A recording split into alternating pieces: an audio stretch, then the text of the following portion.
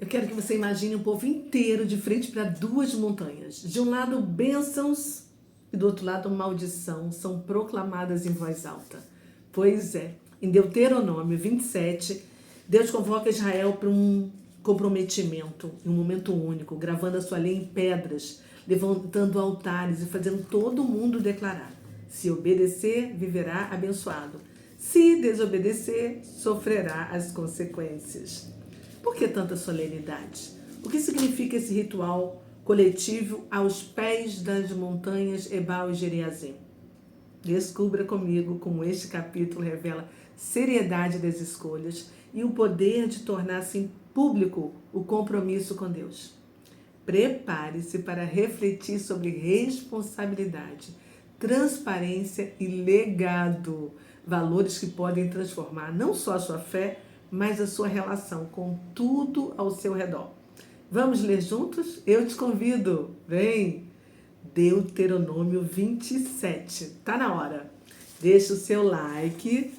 E ao final eu vou te lembrar de você compartilhar com alguém que você ama. Combinado?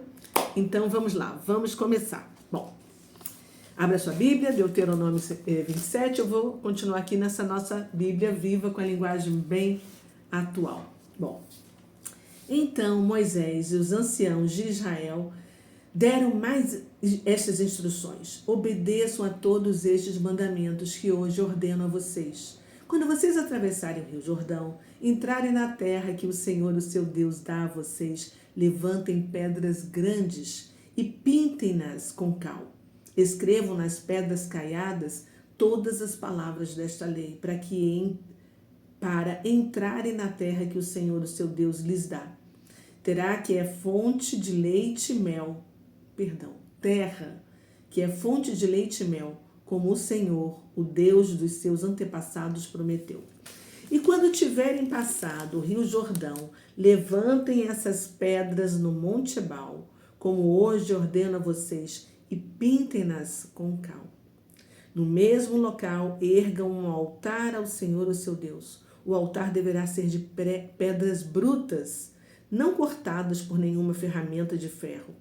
Façam o altar ao Senhor, o seu Deus, com pedras brutas, e sobre esse altar ofereçam ao Senhor sacrifícios queimados. Apresentem também ofertas de paz. Ali vocês poderão comer e alegrar-se na presença do Senhor, o seu Deus.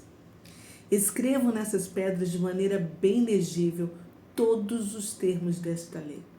Moisés, junto com os sacerdotes levitas, continuaram falando ao povo, dizendo: ouça em silêncio, ó Israel. Hoje você se tornou o povo do Senhor, o seu Deus. Portanto, obedeça a voz do Senhor, o seu Deus, e siga os mandamentos e leis que hoje ensino a você.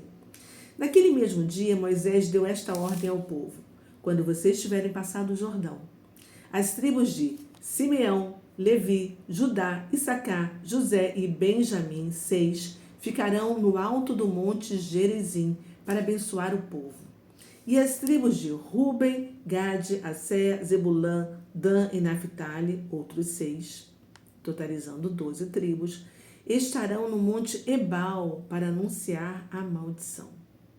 Então, os levitas gritarão para todo o povo de Israel o seguinte: maldito aquele que fizer imagem de escultura, seja de madeira ou de metal fundido, obra de artesão, mesmo que a levante secretamente. O Senhor não tolera essas coisas. E todo o povo dirá: amém. Maldito aquele que desprezar o seu pai ou a sua mãe. E todo o povo dirá: amém. Maldito aquele que mudar os marcos de divisa das terras do seu próximo. E todo o povo dirá: amém. Maldito aquele que fizer um cego errar o caminho. E todo o povo dirá: amém. Maldito aquele que fizer injustiça ao estrangeiro, ao órfão e à viúva. E todo o povo dirá: amém. Maldito aquele que tiver relações com a mulher do seu pai, pois desonrará a cama do próprio pai. E todo o povo dirá: amém. Maldito aquele que tiver práticas sexuais com um animal. E todo o povo dirá: Amém. Maldito aquele que tiver relações sexuais com a própria irmã, ainda que seja irmã só por parte de pai ou só por parte da mãe. E todo o povo dirá: Amém. Maldito aquele que tiver relações sexuais com a própria sogra. E todo o povo dirá: Amém. Maldito aquele que matar o seu próximo às escondidas. E todo o povo dirá: Amém. Maldito aquele que aceitar o pagamento para matar uma pessoa inocente. E todo o povo dirá: Amém. Maldito aquele que não obedecer às palavras dessa lei. E todo o povo dirá: Amém. Bem, então nós lemos neste capítulo Moisés dando uma ordem ao povo, né? Que ao cruzar o Jordão eles deveriam levantar grandes pedras, cobri-las com cal e nelas escreverem as palavras da lei. Um altar seria assim erguido no Monte Ebal, né? E sacrifícios diante de Deus. Os levitas declaram maldição contra diversas práticas pecaminosas e todo o povo responde amém, assumindo compromisso público com a obediência, né? Esse capítulo evidencia assim o contraste entre a bênção e a maldição, tornando o caminho com Deus assim claro e objetivo. Só entende essa relação entre os dois montes e a separação das 6 tribos para cada lado quem conhece a língua hebraica. Mas teve um judeu messiânico que me explicou e eu vou compartilhar com vocês. Presta atenção. O nome do monte Ebal significa estar despido, ou seja, nu. Porque a vida sem Deus é maldição. Deste monte Ebal, o povo avista o deserto de onde eles vieram, para lembrar das maldições do passado que eles viveram. Já o significado do outro monte, que é o Geriazim, né, é ser separado. E dali o povo dava para ver a terra prometida. E ouviria as bênçãos para escolher de que lado ficaria. Ou seja, isso significa que todos os dias ao acordar, nós temos uma escolha a fazer. Bênção ou maldição. E nós decidimos qual dos dois caminhos vamos trilhar naquele dia. Porque Deus nos deu livre-arbítrio para a gente fazer escolhas diárias. E todos os dias nós decidimos entre o bem e o mal, entre o certo e o errado, entre a verdade e a mentira, entre a direita e a esquerda, entre bênçãos e maldição. E por aí vai, gente. A nossa vida é o resultado das nossas escolhas. E uma curiosidade sobre a palavra amém, que é um acróstico da frase, né? El Melech Lamed, que significa Deus é rei e fiel para cumprir os seus propósitos. Eu vou escrever aqui embaixo, tá? E aí quem não sabe o que é acróstico, eu informo que é uma forma onde as primeiras letras, né, ou outras, né, formam uma palavra ou uma frase, tá? E aí, vamos pensar que lições a gente pode tirar desse capítulo para a gente poder aplicar em nossa vida? Olha que interessante. Gravar a lei em pedras significa tornar os princípios de Deus permanentes na sociedade, visíveis, né? Porque dessa maneira você está dando importância à memória e à visibilidade. Fé não é algo escondido, mas deve ser declarada e vivida coletivamente. Deus estava ensinando o seu povo a fazer assim um compromisso público. A gente viu também as consequências das escolhas, né?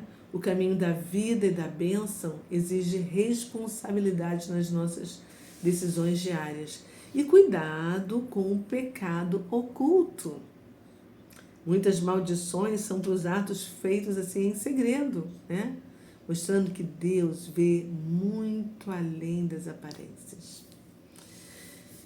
O ritual também ajuda todos a entenderem juntos impacto das leis divinas. Este é o poder do ensino comunitário. E aí, vamos refletir agora, para a gente poder assim extrair insights e anotar no nosso caderninho? Onde as suas ações diárias estão demonstrando o seu compromisso com os valores que você professa? Será que você tem buscado assim memorizar, meditar e tornar assim visível a palavra de Deus nas suas decisões e no ambiente em que você vive? Será que as pessoas ao seu redor sabem quem você acredita? Qual é a sua crença? Por exemplo, quem chega no meu Instagram já sabe de cara que eu sou cristã, que eu sou seguidora e discípula de Jesus, que eu sou patriota, que eu sou autora de 5 livros. Está lá na minha bio. Ninguém pode dizer para mim, eu achava que você era assim, ou que a Cris era assim, assado. Não, gente, está lá, direta, simples e objetiva. E você? Será que é assim? As pessoas sabem quem você é?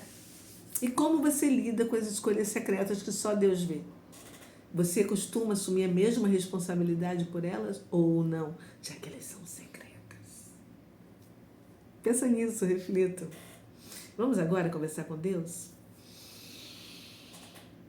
Ai, Pai, que capítulo interessante, com vários tópicos que o Senhor nos revela, a sua sabedoria, a tua vontade, a força e o poder dos compromissos públicos, a importância de uma fé visível e a responsabilidade por nossas escolhas, até as mais secretas, Pai.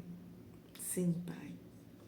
Nós somos responsáveis por cada escolha diária que reflete no presente o que nós fizemos lá no passado e as decisões que a gente toma hoje que vão influenciar e moldar o nosso futuro. Não só o nosso, né? Também como o da nossa família e da nossa comunidade. Obrigada por nos deixar conhecer o significado dos nomes hebraicos, né? Das 2 montanhas que ficam lá em Samaria e que eu passei por lá. E também do acróstico, né? Amém. Nós chamamos, Pai, bendizemos o Teu nome e oramos em nome de Jesus, porque o Senhor é bom o tempo todo. Amém e amém. É isso aí, gente. Eu vou ficando por aqui. Deixo um beijo para você. Curta se você ainda não curtiu, para que o YouTube saiba que você gostou e que possa mandar para outras pessoas. E você mesmo, compartilha com pelo menos uma pessoa que você ama, com algum grupo que você participa. Pensa nisso. Vamos? Beijo. Amanhã tem mais. Fui. Tchau.